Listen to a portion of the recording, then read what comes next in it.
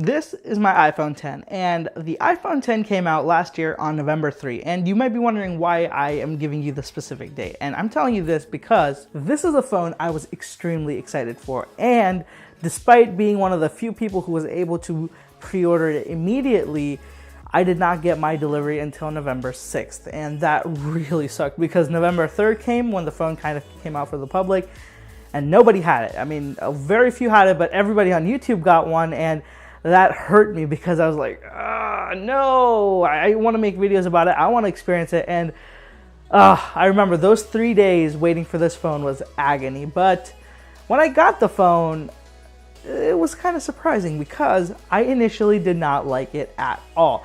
I came up from the 8 Plus. I'd been using the 7 Plus the year before that. And the 7 Plus and 8 Plus were both really good phones. I didn't have too much to complain about them. The iPhone 10, on the other hand, I was ready to bitch about it, and I did bitch about it a lot, but I think that coming after a year, there's some things I'd like to talk about. So let's get started, and I want to talk about initially when the phone came out, the gestures. That was a huge change for me, and one of the biggest changes was unlocking the screen. So in the older phones, if you had your fingerprint set up, you put your finger onto the fingerprint scanner, immediately unlocked and went to your home screen. Now with Face ID, which was on this phone, you hold up the phone to your face, it unlocks the phone like it did now, but it still didn't take you to your home screen. You have to swipe up and now you're at your home screen. So I was like, wow, that is an incredibly slow process and it adds steps and I don't like this. Talking about those gestures, I was really okay with the swipe up to go home and the multitasking and all that. What I was not cool with was the notification and control center. Now those were really buggy in the first couple of months of iOS 11. I don't know what was going on. If I was trying to bring down control center even from the extreme right hand side of the corner, it would just take me to notifications. And sometimes when I was trying to get notifications kind of from the centerist part of the screen, I'd get control center. And that was just something that was annoying to me. I was like, come on. First off, the control center placement is really high up anyways. And then on top of that, going to reach for it and not getting it the right way, it kind of bugged me even more. So definitely the gestures were a very annoying part of the experience for me. And as I was talking about Face ID was horrible for me. When it started off, I did not like it.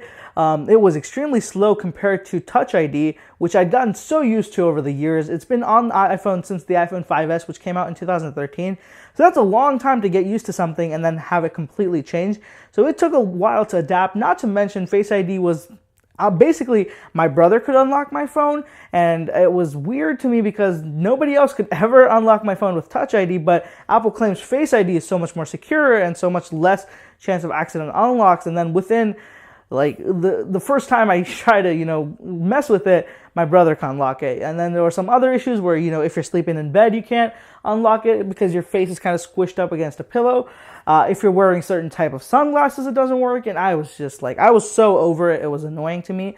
But as time went on, that kind of changed. And another thing that I really didn't like about the phone was the battery life. So for some reason, I don't know, even though it had a better battery capacity than the iPhone 8 Plus, the battery never cut it for me. I was constantly charging the phone. It usually took me 2 to 3 charges throughout the day to make a full day. 2 was definitely, it was not even optional. There was definitely 2 charges in the day. If it was a light usage day, I could get through with 1, but if I was doing anything intensive, like especially maps, if I was using the phone for navigation, I would need to have it plugged in because that's how quickly it would drain battery. Probably 2 hours, less than 2 hours, it would probably tank the entire battery. It's not anything measurable, but I didn't measure it. I'll let you know right now, but definitely it was quick with a battery drain. So if you were even navigating for 20-30 minutes, that would eat up a big chunk of your battery, which did not work if you had a long day ahead of you. While I'm talking about a lot of bad things, the one good thing I did love about this phone was the size. I think that the size was amazing and it felt perfect in the hand. The one thing I did not like though was that the display, it is a lot thinner compared to the iPhone 8 Plus and 7 Plus that I've been so used to.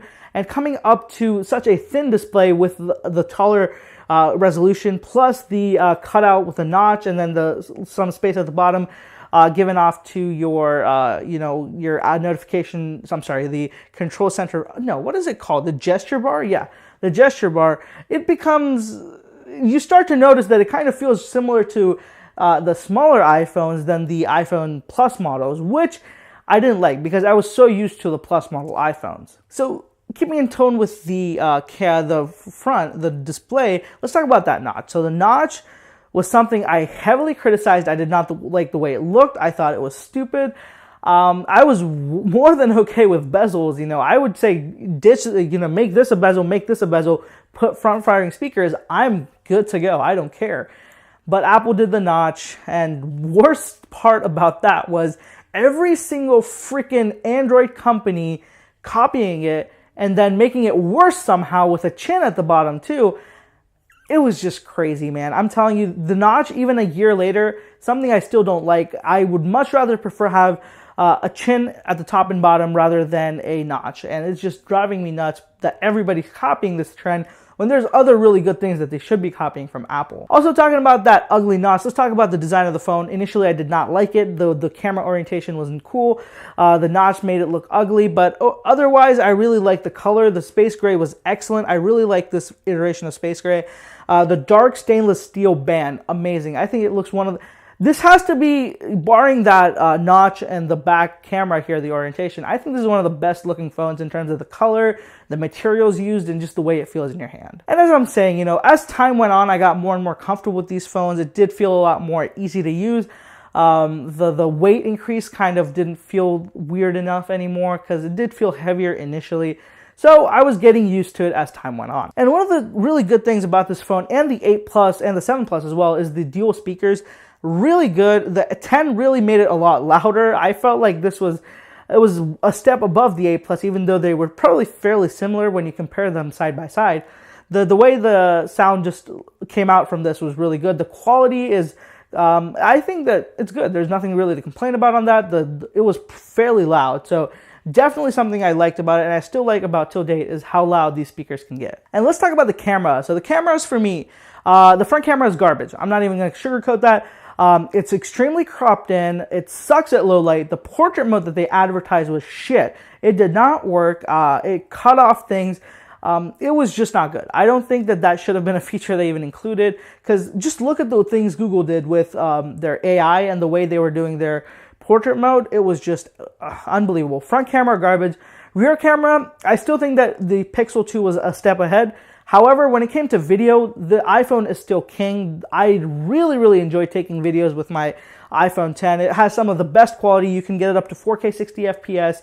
I do use 1080 60 FPS because I like the smaller file sizes, but otherwise, the video on iPhone is the best. I'm not even gonna... You can't argue with me on that. When it comes to pictures, I'll listen to you. I'll say that yes, it's possible that some other camera does. When it comes to video on a smartphone, iPhone 10 is king. iPhones are king in general, and this was something I really liked about the iPhone's camera. And moving on from the cameras, let's talk about something that I found weird.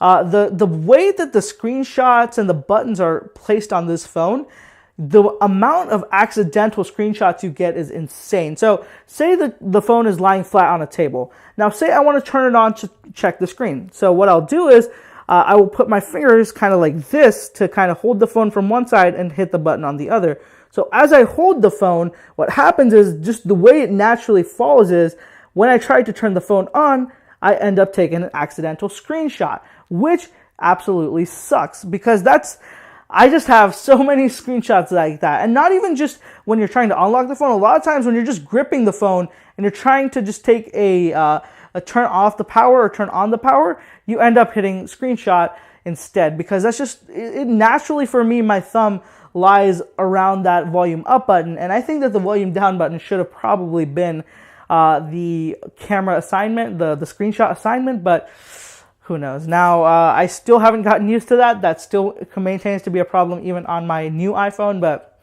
hey, what can you do? So let's talk about the one thing I did not talk about throughout this video, and that is performance. So performance was good. Why I say good is the first 2 months were very, there were ups and downs. The iOS 11 was definitely a very buggy release.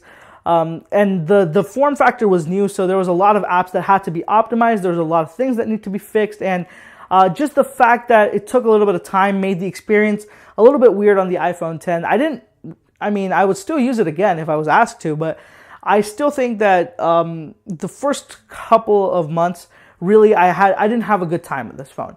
But once all those kind of got sorted away and it just became so much, it was smooth, There was never any lag. I've never felt that the RAM was, there was not enough RAM or anything. Everything was very good for me. And even till date with iOS 12, things gotten better. So not only have they not gotten worse like they do on many smartphone releases, the things actually got better. The performance was good. And overall, I really think that this was a very good update for the iPhone 10 because it makes it, if not very comparable, to the iPhone XS and XS Max. So wrapping things up, while the display was smallish, I think that the form factor was excellent. It just feels so natural in the hand. Everything's really good.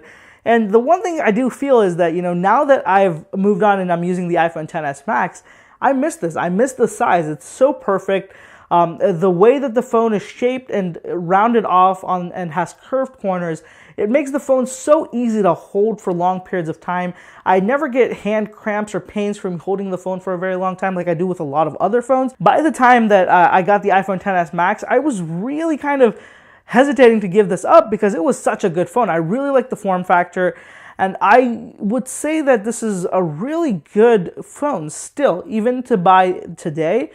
If you find a used iPhone 10, there is no reason why I think you should not buy it. I mean, the price might not be something you agree with, but as a phone, as the way it performs, as it does everything as advertised. And overall, I had a really good year with the iPhone 10. The start was rocky, but as time went on, it smoothed out. And the rest of the time, I just got so good, so attached to the phone. Everything was so quick. I didn't have to look down for something.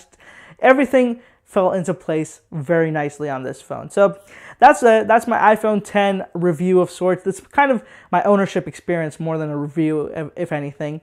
So I want to say this. So the iPhone 10, if you are kind of thinking about it or comparing it to other phones, don't think that just because it's last year's smartphone, it's not good. I can promise you it's a really good phone. So that wraps up this video, guys.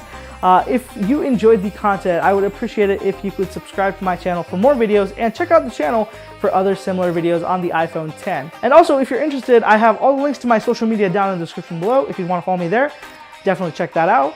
And thank you so much for watching, guys. I will catch you in the next one.